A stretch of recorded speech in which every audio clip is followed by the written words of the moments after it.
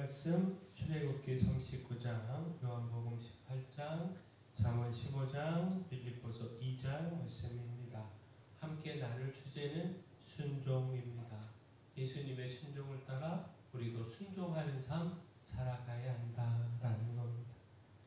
곧 예수님의 관심은 하나님의 말씀을 이루는 순종, 절대적 순종에 있었습니다. 요한복음 18장은 예수님께서 대제사장들과 바리새인들에 의해 붙잡히시고 신문 받으신 말씀과 예수님께서 붙잡혀 가신 대제사장의 집까지 따라갔던 이 베드로가 사람들의 질문에 예수님을 모른다 부인한 말씀입니다. 자, 여기서 주목할 것이 예수님께서 철저히 하나님의 말씀을 이루고자 하신 것입니다. 곧 요한복음 18장 9절을 보면 이는 아버지께서 내게 주신 자 중에서 하나도 잃지 아니하였사옵나이다 하신 말씀을 응하게 하려 함이로라. 또한 11절도 보면 예수님께서 베드로더러 이르시되 칼을 칼집에 꽂으라 아버지께서 주신 잔을 내가 마시지 아니하겠느냐 하시니라. 자, 예수님의 관심은 하나님의 말씀을 이루시는 것에 있었습니다.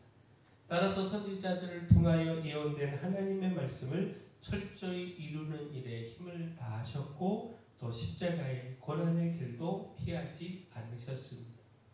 사실 예수님은 그 가지신 능력으로 자신을 붙잡으러 온 사람들을 물리치실 수 있으셨습니다. 당장이라도 천사들을 불러서 그 앞에 사람들을 진멸하실 수도 있으셨습니다. 마태복음에서는 예수님께서 이렇게 말씀하셨음을 전해주고 있는데 너는 내가 내 아버지께 구하여 지금 12군단 더 되는 천사를 보내시게 할 수 없는 줄로 아느냐. 그러나 예수님께서는 그 말씀을 이루시기 위하여 저항하지 않으시고 순순히 붙잡히셨습니다. 자신을 잡으러 온 사람들임을 아시면서도 오히려 먼저 자신의 정체를 드러내시며 잡히셨고 또 칼을 꺼내어 대항하는 베드로를 막으셨습니다.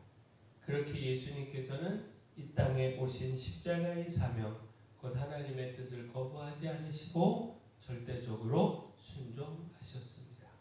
그렇게 죽기까지 순종하셨습니다.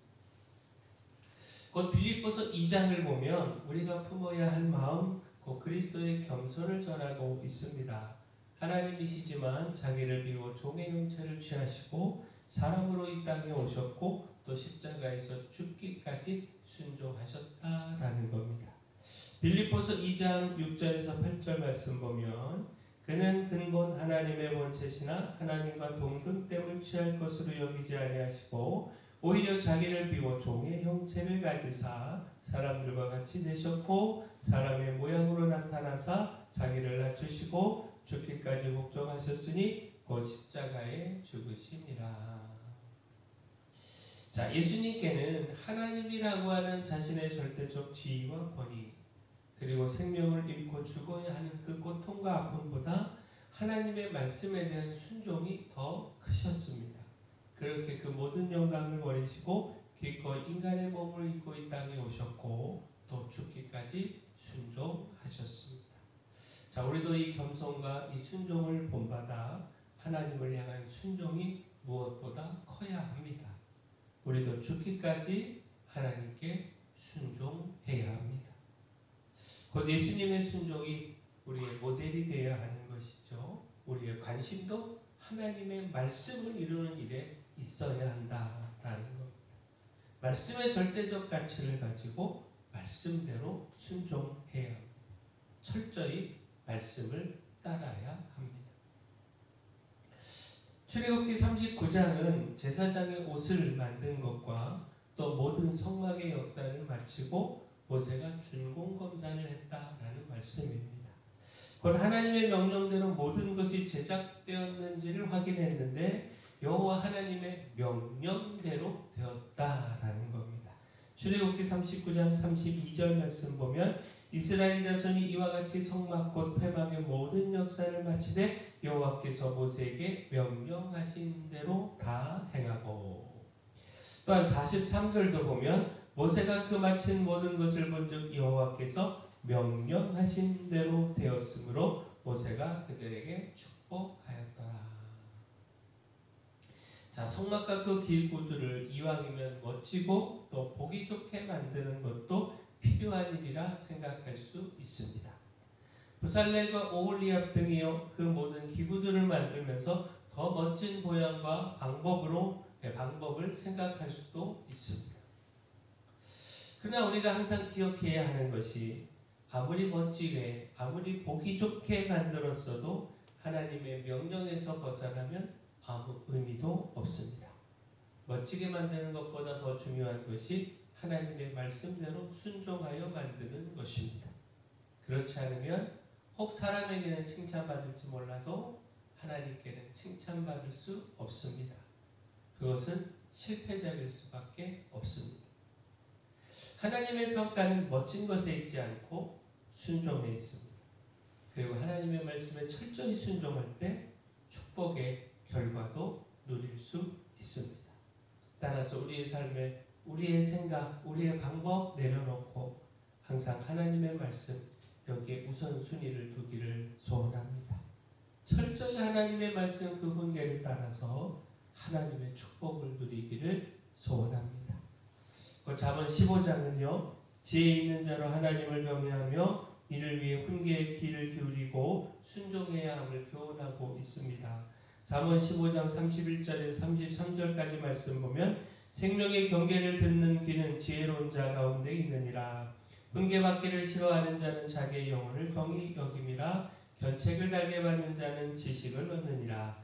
여호와를 경외하는 것은 지혜의 훈계라. 겸손은 존귀의 길잡이니라.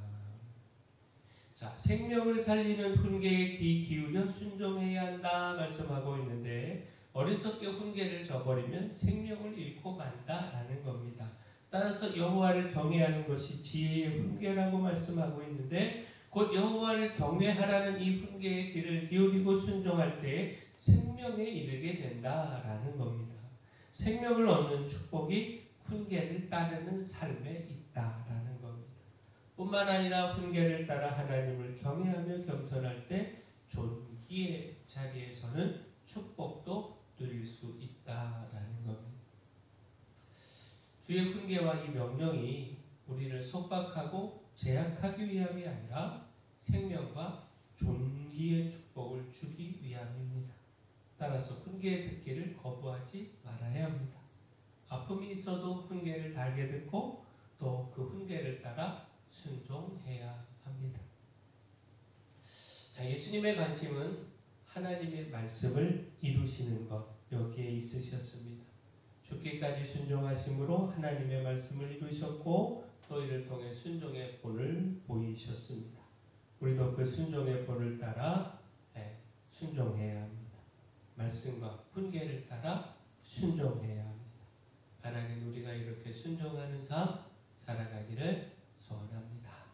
사랑의 주 하나님, 예수님의 말씀을 따라 저희도 하나님의 말씀을 이루는 일에 관심을 두기를 소원합니다.